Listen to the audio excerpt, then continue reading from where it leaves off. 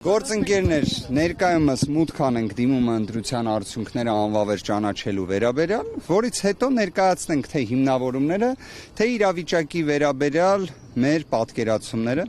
Կարծում եմ ձեզանից շատ-շատերը հետևել են եւ հետևում են այն ամենին, ինչ կատարվում է Հայաստանի Հանրապետությունում ընտրական գործընթացի վերաբերյալ,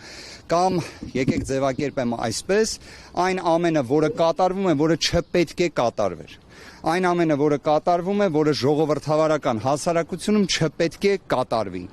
Մի խոսքով, բայց եկեք հիմա մուտք անենք։ Այս որոշման վրա կոնկրետ ինչ է ազդեց նախորդ իրադարձությունները, թե ավելի վատ եղած։ Եվ ինչու եք դիմում եւ նույնն է պետք է սահմանադրական դատարան դիմեք ընտրությունների արդյունքները։ Գիտեք, եթե կենտրոնական ընտրական հանձնաժողով համապատասխան դիմում ընտրության արդյունքների անվավեր ճանաչման վերաբերյալ կողմը չի ներկայացնում, դա առնվազն մի փաստարկ կարող է լինել, որ սահմանադրական դատարանում պայմանականորեն պատասխանող կողմ հենց կենտրոնական ընտրական հանձնաժողովը դա վկայակոչի, որովհետև ի վերջո օրենսդրությունը վերապահել է լիազորություն կենտրոնական ընտրական հանձնաժողովին ընտրության արդյունքները անվավեր ճանաչելու։ Ունեն այդ լիազորությունը, այդ նպատակով առնվազն պետք է նման դիմում ներկայացնել։ Ավելին, մենք ներկայացնում ենք դիմումը եւ ԿԸՀ-ն էլ պարտավոր է քննարկել այդ դիմումը ոչ թե զուտ քվեարկության օրվա ընթացքում տեղի ունեցած աբսուրդային խախտումների տեսանկյունից, այլ ընտրությունների։ Հիշեցման կարգով ընտրությունները մեկնարկել են, ընտրական գործընթացը մեկնարկել է 2026 թվականի փետրվարի 7-ից։ Հիշում եք ինչեր են տեղի ունեցել փետրվարի 7-ին հաջորդած ժամանակահատվածում։ Օրինակ կհիշեք, որ Հայաստանի Հանրապետությունը երևի թե միակ բացառիկ ժողովրդավարական մշակույթ ներդնող երկիրն է, որտեղ հենց նման ռեֆորմ կենսաթոշակային ոլորտում տեղի է ունենում ապրիլ ամսին, այսինքն փետրվարին հաջորդած ժամանակահատվածում։ Նման երևույթները, որոնք բոլորը տեղի են ունեցել այս ժամանակահատվածում, ընտրական գործընթացի տեսանկյունից ներկայացվել են։ Իդեպ ես նաև ուզում եմ հիմա կարճ արձագանքեմ այդ հարցին, այնուհետև ավելի մանրակրկիտ խոսենք։ Երեկվա, գիտեք, մի մասով այո, մի մասով ոչ։ Ես կռահում եմ ինչն եք ասում, եթե մենք համեմատական անցկացնենք 2021 թվականի եւ 2026 թվականի ընտրությունների միջև, նույնիսկ ԵԱԿ ժմիգի գնահատականները ավելի վատն են։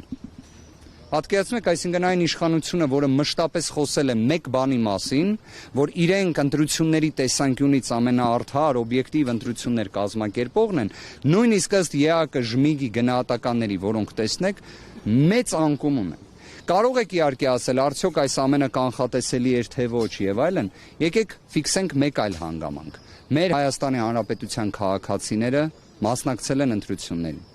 Կարող էին ավելի շատը մասնակցել, այո։ Կմասնակցեին թե ոչ, վստահ եմ կմասնակցեին, եթե չլիներ ատելության խոսքը, չլիներ այն ռեպրեսիվ մեքենայի իրացման մթնոլորտը, չլիներ այն ատելության խոսքը, որը տարածվել է։ Ավելին կլիներ մասնակցությունը։ Գիտեք, ես կարծում եմ այն մարդիկ, որոնք ատելության խոսք տարածող են, վարչական ռեսուրս չարաշահող են, նվազագույն խոստումներ չպահպանող են, իրենց խոսքերին վերաբերվեք վերապահումով։ Իսկ եթե խոսում եք իրավական տեսանկյունից, բոլորը պարտավոր են հարգել անմեղության կանխավարկածը, բայց այդ ձեր հարցադրումը չմոռանաք, ես ծանոթացել եմ նաև, որ իրավապաշտպան հասարակական կազմակերպությունների երևի թե բոլոր ՀԿ-ների միավորող ներկայացուցիչ Դանիել Իոնիսյանը երեք մի գրառում է արել, քննադատել է ԿԸՀ-ին։ Մի քիչ արդեն դա զարմանալի է, բայց այո, քննադատել է ԿԸՀ-ին եւ կասեմ, թե ինչ բովանդակության վերաբերյալ է քննադատել ԿԸՀ-ին, որը բխելու է ձեր հարցից։ Եկեք մուտք անենք, այնուհետև շարունակենք։ Ուղղակի սա, այսինքն մարտավարական քայլ է նախ դիմել ԿԸՀ, որից հետո արդեն սահմանադրական դատարանում կդիմեք։ Գիտեք, մի հանգամանք էլ բացի մարտավարականից, դուք տեսել եք այն մասշտաբային խախտումները, որոնք տեղի են ունեցել թե ընտրական ամբողջ գործընթացում, թե հենց քվեարկության օրը։ Վստահ եմ դուք լսեցիք այն երևի թե աննախադեպ պատճառաբանությունները, որոնք վերաբերում էին տվյալների մուտքագրմանը, որոնք հենց վերահաշվարկի շրջանակներում ամենից շատ քննարկվող հարցերից էր, չգիտեմ, օպերատորը քնած էր, աշխատակիցներից մեկը հոգնած էր, սա հիշեցնում է հայտնի պատմությունը, որ չգիտեմ, բագաժնիկը չի բացվում կամ լիֆտը կանչում են չի գալիս։ Կներեք, մենք խոսում ենք ամենակարևոր երևույթի մասին, որը վերաբերում է ժողովրդավարության սկզբունքին, ժողովրդի կողմից իր իշխանության իրացմանը։ Նման ամփույթ, անպատասխանատու մոտեցումը իր իրավական, քաղաքական գնահատականը ստանալու է։ Հիմա մուտք անենք վերադառնանք։ Եվ ինչու հենց այդ Առաջինը լավ, եթե այդ հարցը տվեցիք, մի հատ ուզում եմ հասկանամ, էլի, այն խնդիրը, որ զինվորների քվեարկության ազատ կամքի արտահայտման հետ կապված դեֆիցիտի, այդ բոլոր հարցերի պատասխանատուն եւ մեղավորը կասեք ով է։ Իշխանությունը։ Ուրեմն իրենք այնպես են կազմակերպել այդ ընտրատեղամասում քվեարկությունը, որը հանգեցրել է այնպիսի դժգոհության, որ հիմա մի հատ էլ ասում են դե չենք կարող անվավեր չճանաչել, բայց դա իրենք են ամբողջությամբ պատասխանատուն։ Հիմա շարունակությունը Հարցը հետևյալ կերպ դնենք, արդյոք կարելի էր նշվածը կանխարգելել թե ոչ, իհարկե կարող էին, բայց դա էլ չեն արել։ Հիմա ինձ մոտ հարց է առաջանում, իսկ հնարավոր է նման տեսակ մարտավարական գործողություններ իրենք մշակել են ի սկզբանե։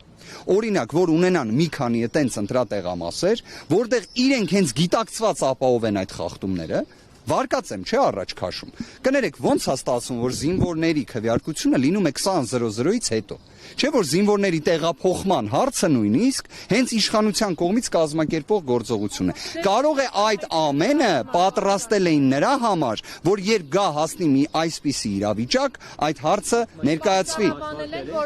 Դուք խնդրում եմ թերա